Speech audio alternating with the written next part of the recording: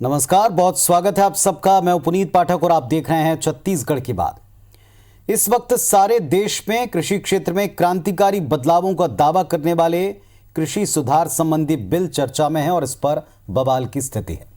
भाजपा देश प्रदेश में इसे किसानों की दशा सुधारने वाला अभूतपूर्व कदम बता रही है, तो कांग्रेस पार्टी समेत कई दल इसे किसान विरोधी और व्यापारियों के दबाव में बनाई गई एक नई व्यवस्था बताते हैं। पंजाब में बिल के विरोध में रेल रोको आंदोलन की शुरुआत हो चुकी है। नागपुर में छत्तीसगढ़ के मुख्यमंत्री भूपेश बघेल समेत कांग्रेसी दिग्गज बिल की खामियां गिनाते हुए केंद्र सरकार को चेताने की कोशिश कर रहे हैं। इधर रायपुर में प्रदेश कांग्रेस ने केंद्र के खिलाफ मोर्चा खोला, तो भारतीय जनता पार्टी ने विरोध करने वालों को किसान विरोधी बताते हुए पलटवार किया। कृषि बिल पर हल्ला बोल है साफ दिख रहा, लेकिन ये कहां थमेगा? किसान को आखिर इससे क्या मिलेगा? बहस करेंगे इस पर। पहले एक रिपोर्ट दिखाते हैं।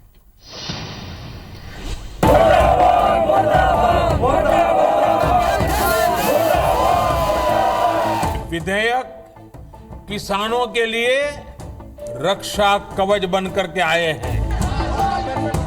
आप इस बिल को ले आए जो किसी को पसंद नहीं आ रहा, जो विपक्षी दल है, यहाँ तक कि आपके अपने जो सहयोगी दल है उनको पसंद नहीं आ रहा है।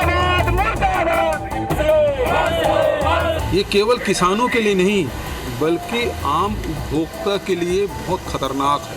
हमारे धान खरीदी को भी प्रभावित करने का मोदी जी का ये तरीका है, इसलिए इस कानून का विरोध करना जरूरी है। सारे देश में कांग्रेस समेत कई दलों का सीधा आरोप है कि केंद्र द्वारा लाए गए कृषि सुधार बिल किसानों की बर्बादी की वजह बनेंगे। इसके खिलाफ कांग्रेस ने मोर्चा खोल दिया है। नागपुर पहुंचे छत्तीसगढ़ के मुख्यमंत्री भूपेश बघेल ने कृषि सुधार बिल का कड़ा विरोध करते हुए केंद्र सरकार पर आरोप लगाया कि बड़े व्यापारियों के दबाव में केंद्र मंडियों को खत्म करना चाहता है। भूपेश ने कहा कि केंद्र सरकार बिल के लिए देश से माफी मांगे और फौरन इन्हें वापस ले।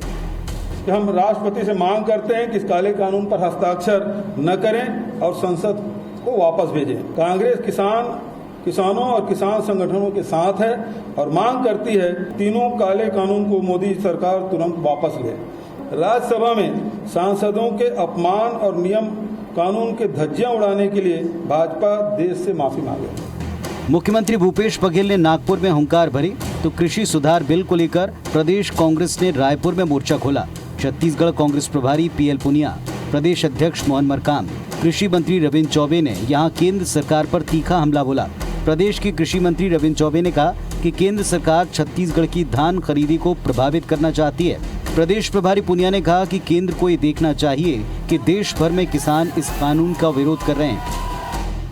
कैसा कानून है, किससे पूछ के बनाया है, किससे चर्चा की है, किन किसान संगठनों से चर्चा की है, किन लोगों से चर्चा की है, राजनीतिक दलों से किससे चर्चा की है, जिससे कि आप इस बिल को ले आए जो किसी को पसंद नहीं आ रहा। ये मंडी कानून हटने के बाद, चूंकि उड़ीसा से धान आता था, झारखंड से धान आता था, तेलंगाना से धान आता था, वहां 900 रुपया, 1000 रुपया में बड़े पूंजीपति धान खरीद करके छत्तीसगढ़ के बाजार को खराब करना चाहते थे। आने वाले समय में हमारे धान खरीदी को भी प्रभावित करने का मोदी जी का ये तरीका है, इसलिए इस कानून का विरोध करना जरूरी है। इधर प्रदेश भाजपा इकाई ने कृषि सुधार बिल का विरोध करने पर कांग्रेस नेताओं को आड़े हाथों लिया। कांग्रेसी नेताओं के आरोप पर पूर्व कृषि मंत्री बृजमोहन अग्रवाल ने पलटवार कर कहा कि कांग्रेस बिल को लेकर किसानों में भ्रम फैला रही है। नए प्रावधानों के तहत न तो किसानों की जमीन हड़पी जाएगी और न ही एमएसपी व्यवस्था खत्म होगी। बृजमोहन ने कांग्रेस पार्टी पर ब्लैकमेल करने का आरोप भी लगाया। छत्तीसगढ़ की सरकार और देश की कांग्रेस की सरकारें कभी भी किसान हितैषी नहीं रही है। उन्होंने हमेशा जो माफिया हैं, जो ब्लैकमेलर हैं, जो बिचौलिए हैं, उनका हमेशा साथ दिया है और छत्तीसगढ़ हमारे सामने इसका उदाहरण है। कुल मिलाकर कृषि प्रधान हमारे देश में आजादी के बाद से कमोबेश हर दौर में हर पार्टी की सरकार ने ये संकल्प जरूर दोहराया कि खेती को लाभ का धंधा बनाया जाएगा। इसे लेकर कई आयोग बने, कई कमेटियां बनाई गई, संशोधन प्रस्ताव और बिल भी लाए गए, लेकिन किसानों को आज भी दावे के मुताबिक अपनी फसल का 1.5 या 2 गुना दाम नहीं मिल रहा। फिलहाल तो किसानों के हित की दुहाई देकर समर्थन और विरोध की सियासी फसल लहला रही है। Bureau report, IBC 24। तो किसानों से संबंधित 3 बिल लाए गए, उन्हें पास किया गया और सदनों में इसको लेकर जो कुछ हुआ वो सारे देश ने देखा। सत्ता पक्ष का यानी भारतीय जनता पार्टी का, जो केंद्र में सरकार चला रही है, उनका ये बार बार दावा है। प्रदेश में और प्रदेश के बाहर भी जहां कहीं विरोध हो रहा है, वो ये कहते हैं कि इस बिल को अच्छी तरह पढ़ें, समझें और इस आधार के ऊपर तय करें कि इसमें जितने भी सुधार या इसमें जितने भी चेंजेस जिनके प्रावधान किए जा रहे हैं, दरअसल वो किसानों के हित में है। दूसरी तरफ विरोध करने वाले सभी दल और खासतौर पर विपक्षी कांग्रेस पार्टी का ये कहना है कि दरअसल इस बिल से न केवल मंडी की व्यवस्था ध्वस्त होने वाली है, किसानों की कमर टूटने वाली है, जो उनका अपनी ही कृषि भूमि के ऊपर अधिकार था वो तक खतरे में पड़ सकता है। और दरअसल ये बिल लाया जा रहा है पूंजीपतियों के, व्यापारियों के दबाव में, और ऐसा करने के लिए केंद्र सरकार का विरोध सारे देश में अलग अलग प्रांतों में किसान भी कर रहे हैं, कांग्रेस पार्टी भी कर रही है। ये कहना है विपक्ष का, और इनको वापस लेना चाहिए देश से, बल्कि माफी मांगने की मांग तक वो कर रहे हैं। आखिर इस बिल के या इन बिलों के विरोध में जितना भी बातें की गई या भ्रम फैलाने के जो आरोप लगाए गए, उसमें कितनी सच्चाई है, उससे किसानों को क्या हासिल होने वाला है, किसान दरअसल इस बारे में क्या सोच रहा है, क्या इसमें भ्रम फैलाया जा रहा है या वास्तविकता में वो सारी आशंकाएं सच साबित हो सकती हैं जिनके बारे में विपक्ष या विरोध करने वाले लोग कह रहे हैं। इस पर हम बातचीत करेंगे। हमारे साथ में 2 बहुत ही सीनियर लीडर्स जुड़ रहे हैं, जिम्मेदार नेता जुड़ रहे हैं। बृजमोहन अग्रवाल साहब, पूर्व कृषि मंत्री, जुड़ेंगे हमारे साथ कुछ ही देर में। इस वक्त हमारे साथ मोहन मरकाम जी, PCC चीफ छत्तीसगढ़, जुड़ चुके हैं। मरकाम साहब नमस्कार, स्वागत है आपका। जी नमस्कार जी। जब से कांग्रेस पार्टी ने विरोध किया है, सारे देश में इसका विरोध शुरू हुआ है। प्रधानमंत्री से लेकर केंद्रीय कृषि मंत्री बार बार ये कह रहे हैं कि जितनी आशंकाएं कांग्रेस पार्टी या विरोध करने वाले लोग जता रहे हैं वो भ्रम फैला रहे हैं। ऐसा कुछ नहीं होगा जिसकी आशंका आप लोगों को हो रही है, बल्कि आप लोग राजनीति कर रहे हैं, ये उनका आरोप है आप पर। पुनीत जी, 2014 में भारतीय जनता पार्टी ने कहा था अगर हम केंद्र में सरकार में आए तो स्वामीनाथन कमेटी की रिपोर्ट लागू करेंगे, किसानों के उपज का 2 गुना रेट हम किसानों को देंगे। 5 साल तक केंद्र में भारतीय जनता पार्टी की सरकार रही है, स्वामीनाथन कमेटी की रिपोर्ट लागू नहीं की। दोबारा फिर से केंद्र में मोदी जी की सरकार आई है। अब उद्योगपतियों को कृषि के क्षेत्र में भी कारपोरेट घरानों को देना चाहती है, जिसमें देश में लगभग 85% जो सीमांत किसान है, लघु किसान है, उसके साथ साथ सभी किसान इससे प्रभावित होंगे। जो बिल आया है सीधा सीधा कारपोरेट घरानों को सौंपा जाएगा। इसे MSP भी किसानों को नहीं मिलेगा, ना ही बोनस मिलेगा। कहीं ना कहीं पूरे देश के किसान सशंकित है। आज लगातार पंजाब, हरियाणा, उत्तर प्रदेश, महाराष्ट्र से लेकर सभी जगहों के किसान आंदोलित है। कहीं ना कहीं भारतीय जनता पार्टी की केंद्र में बैठी मोदी जी की सरकार पिछले दरवाजे से उद्योगपतियों को कृषि के क्षेत्र में देना चाहती है। WTO, वर्ल्ड ट्रेड ऑर्गेनाइजेशन के दबाव में आकर ये फैसले ले रही है। केंद्र में जो देश का सबसे बड़ा पंचायत है, संसद में भी चर्चा ना करके वहां के सांसदों को बाहर का रास्ता दिखा करके पीछे दरवाजे से केंद्र की मोदी सरकार इस बिल को पास करके देश में इतना बड़ा काला कानून देश में लागू किया है। जिस ढंग से ईस्ट इंडिया कंपनी आई थी देश में व्यवसाय करने के बाद में धीरे से पूरे देश में शासन में कब्जा की, उसी तरह जो कारपोरेट घराने हैं जो हमेशा मोदी जी को सहयोग करते रहे, उनको कृषि के क्षेत्र में सौंपना चाहती है। अब कांग्रेस पार्टी और देश के किसान इस बिल का डट कर मुकाबला करेंगे। आने वाला समय में सड़क से लेकर सदन तक इसकी लड़ाई लड़ेंगे। मरकाम साहब, जो सत्ता पक्ष की तरफ से, बीजेपी की तरफ से केंद्र में बार बार ये बात कही गई कि दरअसल इसके प्रावधान पहले की सरकारें भी कर सकती थीं और कहीं उनके कुछ नेता करना भी चाहते थे। उनका इशारा आपकी सरकार की तरफ भी रहा है कि आपकी सरकार में भी कुछ लोग थे, पूर्व प्रधानमंत्री भी थे, डॉक्टर मनमोहन सिंह वो भी इस तरह के सुधार चाहते थे, लेकिन वो कर नहीं पाए, साहस नहीं था, कुछ विरोध था, कुछ दबाव था, और अब जब हम कर रहे हैं तो तकलीफ हो रही, ये भी उनका आरोप है।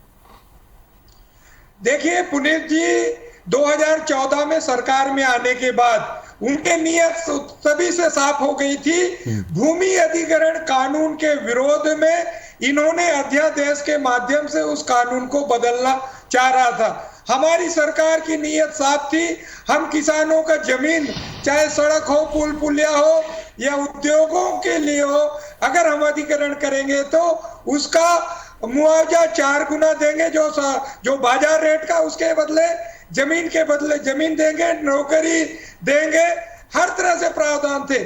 उस कानून को भी बदलने का प्रयास तत्कालीन केंद्र की सरकार ने किया था। लगातार किसानों के, कांग्रेस पार्टी के विरोध के कारण उस अध्यादेश को केंद्र की मोदी जी की सरकार वापस ली थी। उससे साफ जाहिर हो रहा था कि उनके नियत में खोट है। फिर से केंद्र में सरकार आने के बाद इससे साफ जाहिर हो रहा था कि जो किसानों के जो अन्नदाता है, देश के अन्नदाता है, उसको प्रभावित करने का प्रयास कर रही है। कॉन्ट्रैक्ट फार्मिंग से किसानों का शोषण होता है। कॉन्ट्रैक्ट फार्मिंग के तहत फसलों की बुआई से पहले कंपनियां किसानों के साथ कॉन्ट्रैक्ट करके औने पौने दाम में खरीदना चाहती, जबकि हमारी सरकार जब केंद्र में रही है, चाहे हमारी सरकार आजादी के बाद हरित क्रांति लागू की, भूमि अधिग्रहण कानून किया, एमएसपी लागू किया और हर क्षेत्र में किसानों को राहत देने का प्रयास किया, मगर मोदी जी जब से केंद्र में आए, चाहे बैंक को बेचना चाहते हैं। मरकाम साहब हमारे साथ में बिजमोहन अग्रवाल जी भी जुड़ गए हैं। पूर्व कृषि मंत्री रहे हैं और कृषि सेक्टर में काफी समय तक लंबा तजुर्बा रखते हैं। प्रदेश के किसानों की बात वो भी लगातार करते आए हैं, इस मंच पर भी, हर एक मंच पर। अग्रवाल साहब नमस्कार, स्वागत है आपका भी इस मंच पर। एक बड़ी बात यह कि कांग्रेस पार्टी का कहना है कि अब जो केंद्र सरकार है वो पूरी तरह से पूंजीपतियों के और बाजार के प्रभाव में है, और अपना जो वायदा था कि 1.5 से 2 गुना कीमत किसानों को देंगे, जो स्वामीनाथन कमेटी की रिपोर्ट्स हैं उनके मुताबिक सुधार करेंगे, उनसे एक तरह का एस्केप है, भागना है, और आप बाजार के सुपुर्द किसानों को सीधे तौर पर करना चाहते हैं। इससे उनकी जमीनें जाएंगी, अपनी जमीनों के मालिकाना हक को वो खो सकते हैं, और तमाम तरह की शंकाएं हैं। इस पर स्पष्ट जवाब नहीं मिल रहा, यह भी आरोप वो लगाते हैं।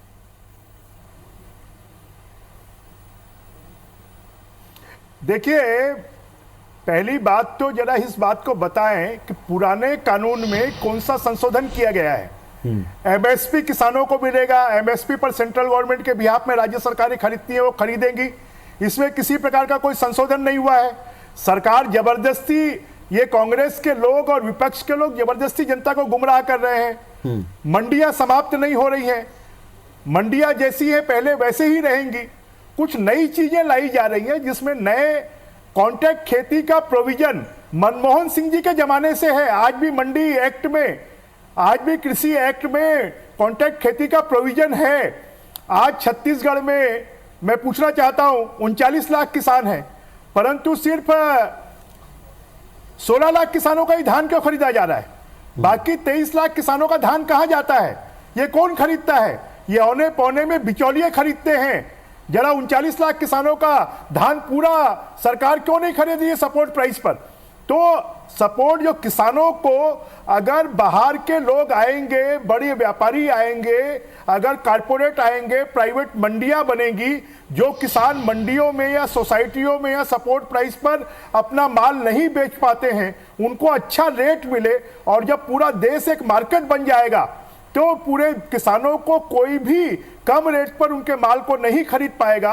और आज छोटा किसान जो सूदखोरों के चक्कर में उनसे महंगे ब्याज पर पैसा लेकर खेती करता है, और जब छोटे किसान को कॉन्ट्रैक्ट खेती के लिए बीज मिलेगा, उसको खाद मिलेगी, उसको ट्रैक्टर मिलेगा, उसको मजदूरी के पैसे मिलेंगे और उसको सभी प्रकार के इनपुट्स मिलेंगे, तो किसान जो है वो गुलाम नहीं बनेगा।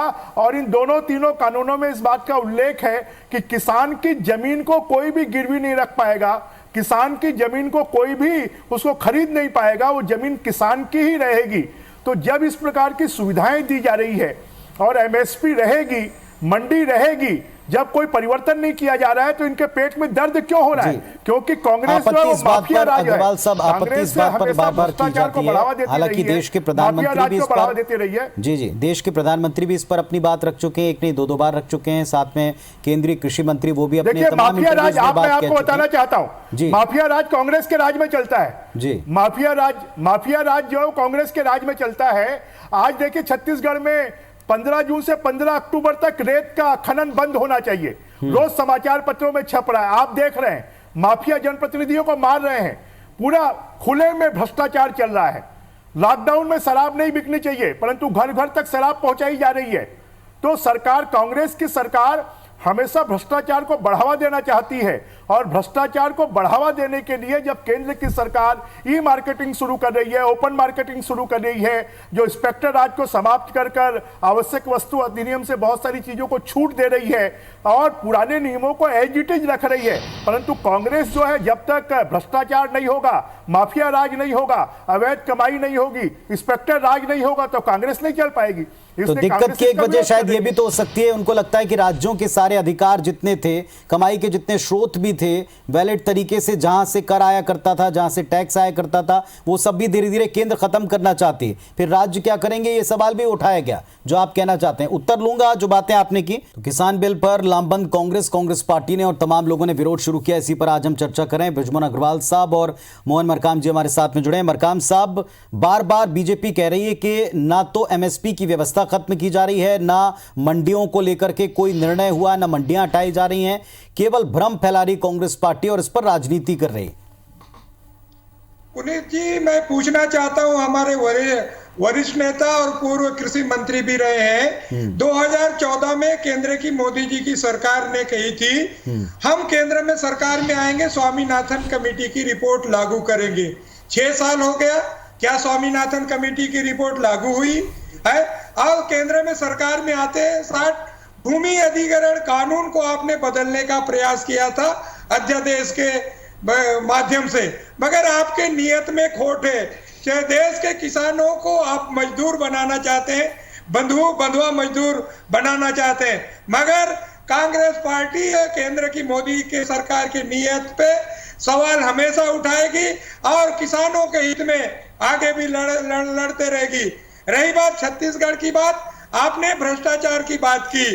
भारतीय जनता पार्टी की डॉक्टर रमन सिंह की सरकार 36,000 करोड़ नान घोटाले के आरोप लगे। आज कई लोग जेल में है जो नान घोटाले के आरोपी। आज लगातार हमारी सरकार आने के बाद छत्तीसगढ़ के अन्नदाता छत्तीसगढ़ के किसानों के साथ सब समर्थन मूल्य में 2500 रुपए समर्थन मूल्य में 83 लाख मीट्रिक टन धान 20,000 करोड़ रुपए का हमारी सरकार ने खरीदा है, जो देश में सबसे ज्यादा है। ठीक है केंद्र सरकार जी, मैं अब उत्तर भी ले लूं क्योंकि वक्त तो मेरे पास थोड़ा कम है, सीमित है। बृजमोहन जी, आपने सुने मरकाम साहब की बातें, क्या उनकी आपत्ति ये भी आपने सुना? मैंने उनकी कोई आपत्ति है ही नहीं। जब एमएसपी खत्म नहीं हो रही है, जब मंडियां खत्म नहीं हो रही है, उनका सीधा आरोप है स्वामीनाथन कमेटी की सिफारिशों का क्या हुआ, इसे लागू क्यों नहीं किया? को मैं मोहन मरकाम जी से, शायद स्वामीनाथन कमेटी की सिफारिशें भी लागू हो गई है, शायद मुझे लगता है आपकी भी जानकारी में नहीं है, उनकी भी जानकारी में नहीं है। स्वामीनाथन कमेटी की रिपोर्ट लागू हो गई और धान का एक साथ 300 रुपए एमएसपी बढ़ाया गया। 50% जो लागत मूल्य है उससे सभी जिन्स का 23 प्रकार की चीजों का लागत मूल्य से 50% रेट बढ़ा दिया गया है। यह मोदी सरकार ने गत वर्ष ही किया है, जब धान का 2 साल पहले 300 रुपए एमएसपी प्राइस बढ़ाया। और यह पहली सरकार है जिसने किसानों के भविष्य को सुरक्षित करने के लिए प्रधानमंत्री कृषि बीमा योजना लागू की, जिसने क्लस्टर्स बनाकर प्राइवेट फार्मर एसोसिएशन बनाने का बिल लागू किया, जिन्होंने सब्जी एमएसपी को लागू करने के लिए, साथ में फल सब्जी इसके लिए इन्होंने लागू किया है कि जो अग्रणी खेती होती है उस खेती के लिए ड्रिप स्प्रिंकलर लगाना, अग्रणी खेती के लिए नेट सेट हाउस लगाना, इसके लिए सब्सिडी देना, शायद मोदी जी के सरकार के राज में जितना शुरू, मैं तो मोहन मरकाम जी से पूछना चाहूंगा कि अगर बस्तर में 5 लाख किसान हैं तो कितने किसानों का धान मंडियों में खरीदा जाता है साहब, और कितने किसानों का धान औने पौने दाम पर बिचौलिए और माफिया खरीद लेते हैं। और उनके धान को अगर व्यापारी जाएगा बाहर का, वहां पर प्राइवेट मंडियां खुलेंगी और वहां के किसानों को अच्छा रेट मिलेगा। जो गरीब किसान है जो 5 क्विंटल धान अग्रवाल जी से तो मैं वही बात, जो गरीब किसान 5 क्विंटल अग्रवाल जी कह रहे हैं, मैं वही बात कहना चाहता हूं कि धान जो 2500 रुपए की जगह 1500 रुपए पे औने पौने दाम में हमारे उत्पाद किसानों के उत्पाद बेचे जाएंगे। धान को इसीलिए व्यापारी, अगर बंबई का व्यापारी बस्तर जाकर खरीदेगा तो अच्छे रेट में खरीदेगा और बस्तर के जो किसान है उनके उसको भी अच्छा रेट मिलेगा। जो मीडिएटर है, जो दलाल है, जो कोचिए हैं, वो इससे हट जाएंगे और किसान से सीधा संपर्क होगा।